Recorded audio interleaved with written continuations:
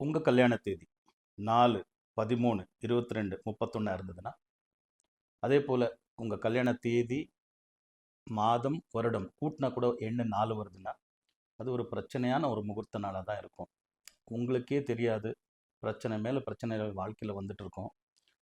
என்னடா இது, எந்த பிரச்சனை எதனால் வருதுன்னு கூட கண்டுபிடிக்க முடியாத ஒரு நிலைமையில் இருக்கிறோமேன்ற மாதிரி ஒரு விஷயங்கள் எல்லாம் உங்கள் வாழ்க்கையில் நடக்க ஆரம்பிச்சிடும். அதுக்கு நாங்கள் மறுமாங்கல்ய தாரணை அப்படின்னு திருப்பதியிலே செய்துட்டு இருக்கோம். 10ஆம் தேதி August 2026. Birth number 1, future number 1. So 1 and 1 காம்பினேஷனில் மறுமாங்கல்ய தானே செய்துட்ருக்கோம். ஸோ நீங்கள் புது தாலியை செய்துட்டு வந்து, புது தாலியை கட்டிக்கணும், பழைய தாலியை பெருமாளுக்கு சமர்ப்பிச்சிடணும். இது செய்திங்களே. ஆனால் உங்கள் வாழ்க்கையில் இருக்கக்கூடிய எந்த பிரச்சனையானது, 10 பிரச்சனைகள் 20 பிரச்சனை இருந்தால் எல்லா பிரச்சனையிலேருந்து வெளியில் வந்துடுவீங்க. இதுக்கு சில விரதங்கள், நியமங்கள் இருக்குது. இந்த நம்பருக்கு கால் பண்ணி, என்னுடைய அசிஸ்டன்ட் நம்பருக்கு கால் பண்ணி இந்த டீட்டெயிலெல்லாம் எடுத்துக்கிட்டு வந்து மறுமாங்கல் தாரணை செய்துக்கோங்க. எல்லா பிரச்சனைலேருந்து விடுபட்டுருவீங்க.